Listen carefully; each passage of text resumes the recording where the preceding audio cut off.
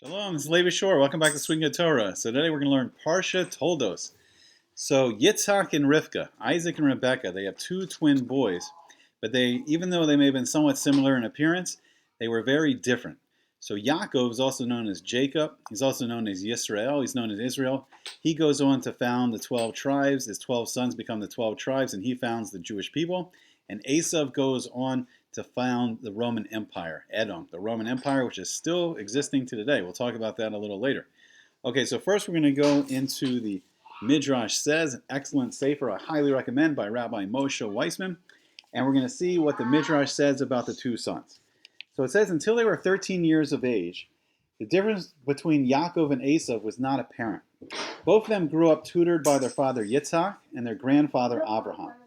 As they reached the age of 13, however, it became evident that they had set for themselves different goals in life. So a myrtle branch and a thorn bush grew side by side. As long as they had not developed and were still tender, they seemed to be identical in kind. But once they grew to maturity, the difference between them became apparent. One produced sweet-smelling branches, and the other one grew thorns. So similarly, both Yaakov and Esau entered the Beis HaMidrash together. They went to yeshiva together, and they left together. So for 13 years. So every day for 13 years, they went to the yeshiva in the morning, and they left the yeshiva at night, and they learned Torah all day. But their paths separated. Yaakov embarked on a career of Torah study, which he pursued until the end of his life.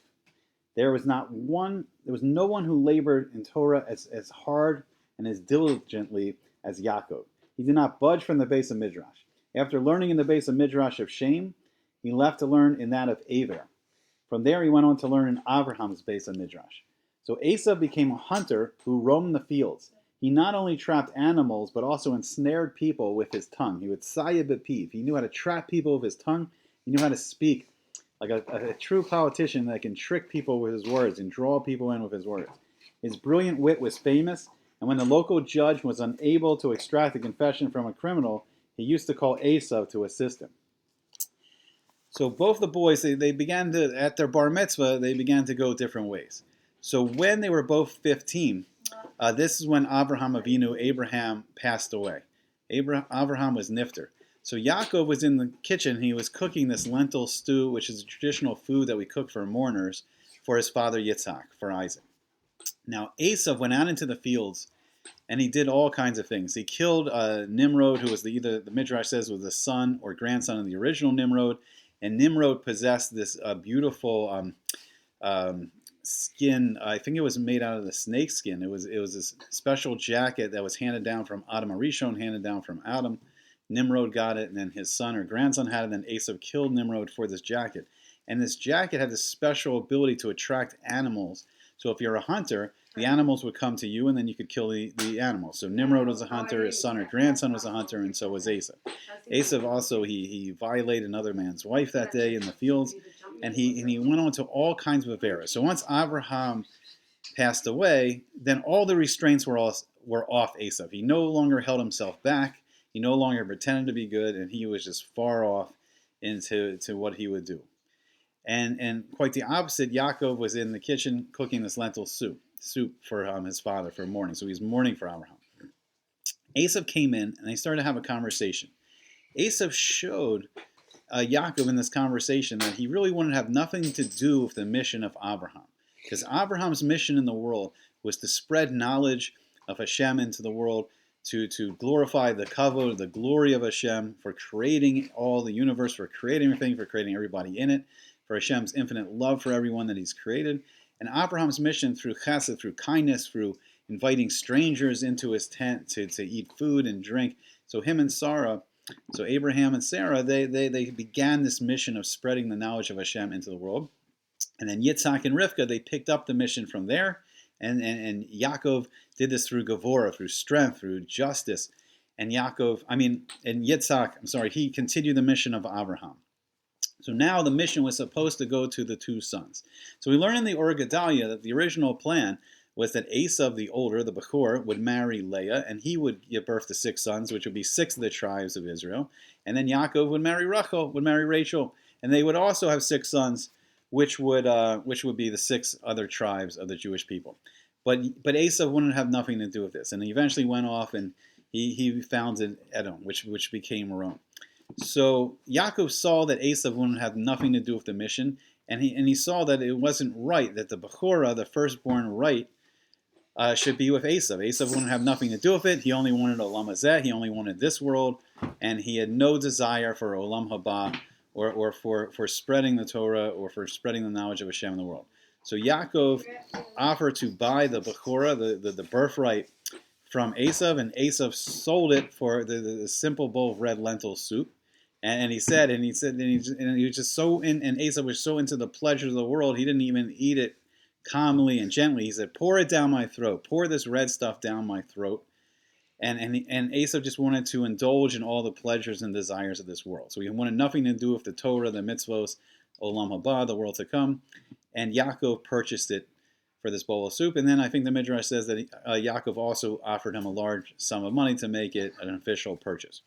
So then, when it came time to give the blessing, so the Or Gedalia says that the reason why Yitzhak wanted to give blessings to Esau is because he thought Esau was accepting this role of he was going to marry Leah and he would give birth to the 6 of the tribes, and that Yaakov would give birth with Rachel to 6 of the tribes. But Esau wanted to have nothing to do with this, and Yitzhak didn't know that Esau had sold away the Bechorah, the birthright of the firstborn, and that Esau really was not interested in this mission, and that Yaakov would have to accept the whole mission, and then Yaakov would have to marry both Leah and Rachel, and then he would give birth to all the 12 tribes. And so Rivka, who grew up with Lavan and Bethuel, with her brother and her father, and they were both wicked people, and she knew the ways of wicked people, so she could see that Esau was false. She could see that on the surface he would say b'piv, he talked very sweetly, he talked like a holy, righteous person. And the Or Gedalia and certain sources in the Kabbalah even say that there was Kedusha in Esau. He was basically all Ra, but he had a little Kedusha from his lips and outward. So Esau's mission was Sor Me'Ra, to turn away from evil, which was Yitzhak's mission. And that's why Yitzhak loved Esau, because Yitzhak wanted to help Esau out with this mission of turning away from Ra. So Esau was this mixture of Tov and Ra, and he was very much Ra, very much evil, and very little Tov. But he was supposed to take that Tov, supposed to take that Kedusha in his mouth and speak words of Torah, do the mitzvahs, encourage others to learn Torah. And he was a very powerful speaker, and he could convince millions in the world to follow the ways of Torah. He was very powerful, but he chose not to do it. And then the whole mission fell on Yaakov. And Yaakov's role was Aseh Tov. Just like Abraham, just do good. And Yaakov was pure Tov. He was made of pure Tov, pure evil. He doesn't have this desire, this taiva for the evil. So he accepted upon the mission. And that's when we hear the famous line from Yitzhak, Kol Yaakov. The voice is the voice of Yaakov, the one who's learning Torah in the tents, learning yeshiva all day, learning Torah, doing the mitzvahs. That is the voice of Yaakov. But Yad Yedei Esau, but the hands, I feel these hairy hands, because Rivka had put the goat's hair on the arms and hands of Yaakov, because Yaakov now had to accept the mission of Esau. So he had to accept that he would give birth now to the 6 tribes of the kings that would fight the battles against evil, the kings that would lead the Jewish people to fight the battles of evil against, fight the battles the Jewish people fight against evil, the evil nations of the world. So this Yad Yedei Esau, he had to take on the mission of Esau and the Kol and the 6 tribes that would sit and learn Torah. So all the Jewish people comes together in Yaakov. So now the blessing had to go to Yaakov because he accepted the mission upon himself. So first the blessing is, so Yitzhak gives the first blessing to Yaakov, and he says, Vayitein lecha ha'elokim mital shamayim u'mishemane ha'oretz v'rov dagan v'sirosh. And he says that may Hashem, may Elokim, may God give to you the dew of the heavens and the fatness of the earth. The fatness of the earth meaning that the ground will be rich and fertile, and it will grow, and then you should have an abundance of grain and wine. So it says, Ya'avducha amim v'yish tachavu lecha, that the nations will serve you and they will bow down to you. Lu'umim heve gavir li'achecha, and that you will be a lord to your brothers. V'yish tachavu lecha b'nei imecha, and that your mother's sons will bow down to you. And ore recha arur, anyone who curses you, they will be cursed. Umiv rechecha baruch, and all those who bless you will be blessed. So this was the first blessing given to Yaakov. Eisav then comes in later, and Midrash even says that Yaakov was hiding behind the door when Eisav came in, and then Yaakov left, and Eisav came in, and Eisav cries out, and he's like, is there no blessing for me, Father? So he cries out this bitter cry, and he says, bless me too, Father. And so then Yitzhak agrees to give Eisav a blessing, and he says, but I've made him a lord over you, and all his sons, all his brothers, I've given to him as servants, and with grain and wine I've supported him. So where can I give? What can I do for you? So Eisav says this to Yitzhak. He says, you have only one blessing, Father? Bless me too, Father. And Eisav raised his voice and cried. So Yitzhak answered, and this is the blessing Yitzhak gave to Eisav. So he says, behold, he says, Vayomer, and he says, Elah to him. He says, Hine mishmane haaretz. From the fatness of the earth, Yihiyeh moshavecha, will be your dwelling place, will be your home. Umitaw shemayim me'al. And the dew of the heavens from above. Now this is different. So he says, Ve'al charbecha tichiyeh. Says, upon your sword you will live. And this is the blessing to be victorious in war and battle that Asa went on to found Rome. And we see the mighty empire they carved out with this blessing. And he says, Ve'esachicha tavo, but your brother you will serve. V'haya ka'asher tarid ufarakta, but it will be that you can remove ulo me'al tzavarecha. That it will be that when you will be aggrieved, when you see that Yaakov, when your children see that the Jewish people do not keep the Torah, then you may remove the yoke from your neck. So then it says that Esau went on to hate Yaakov, and we've seen this hatred in his descendants in the Roman Empire. We see this hatred and in the destruction of the Second Temple, where the Roman Emperor Titus, he burns down the Second Temple. The Romans destroy Jerusalem. We've seen it in the Crusades, where they went all throughout swaths of Europe before they even got to the Middle East and killed Jews all along the way to fight against the Ishmaelim, the Arabs, for the conquest of Jerusalem. We've seen it in the Inquisition. We've seen it in the Holocaust. We've seen the hatred of Esau. But so you may ask, so we find ourselves now, we're 2019 years into the Gullus Edom, and everything we see now, all of Europe, America, North America, South America, this is the modern version of the Roman Empire. America is now the strongest, most fortified, most armed nation in the world. We see that they're victorious in wars that they fight. And the blessing of Esau, the Tichiyeh, Charavecha, that you will live by your sword you will live. The blessing still remains to the descendants of Esau through all the generals and kings of Europe into now the power of America, power of Germany, Britain, France. The blessing of Esau still remains. So the question is, why has this blessing not taken place so much for the children of Yaakov yet, for Jacob, for the Jewish people? Why is Esau not serving us? We're serving them. They build empire after empire. We serve them in the days of Napoleon, the French Empire, and we serve them in the days of the British Empire. The British Empire even ruled over Israel, and we serve them now in America.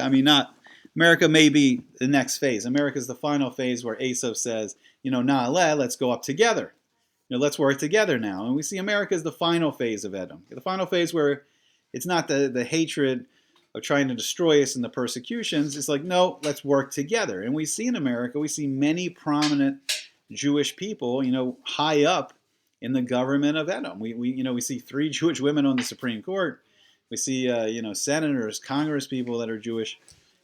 And we see Jewish people have a prominent role in America. So now we're in this final phase of Edom where it's working together. It's not Edom trying to destroy us, but it's Edom still in control, still ruling the world. So when will this blessing come to Yaakov? When will the descendants of Esau, help us in our mission of spreading the Torah and spreading the knowledge of Hashem through the world? So the secret is that when we take off the yoke, when we remove the yoke of Shemayim, when we don't follow the Torah, when we're not learning the Torah and doing the mitzvos and listening to what Hashem wants from us, then Esau rules. Then this Roman Empire goes on. And we're heading into the 2020th year of this Gullus Edom. But when we accept the yoke upon ourselves, when we do teshuvah, And when we reattach ourselves with this devekus, this closeness to Hashem, and when we learn again the simchas of the Torah, of His Torah, that we have the happiness of learning His Torah, and the simchas of the mitzvahs, the happiness of doing His mitzvahs, then we are very close right now. We are on the edge of the Yemotz HaMashiach, where a Jewish king, one descendant from Yosef, from Joseph, will rule in Israel, one descendant from David, from King David will rule. And then when those kings are ascendant, when the age of Mashiach starts, then we will see a realignment of the world, and we will see eventually the children of Eisav and Yishmael, all the Christians and the Muslims, and even Abraham with Keturah ascent, founded, probably what's Brahmanism in India, even though it may have got changed over the years. That led to Buddhism. And we see all the world when they want to attach to Hashem, and when they see these great kings, then Mashiach ben Yosef and Mashiach ben David, then the blessing will fully take effect from Yitzhak, and we'll see the great blessing on Yaakov. Okay, I hope you enjoyed it. I hope to see you back again soon on Sweet and Good Torah.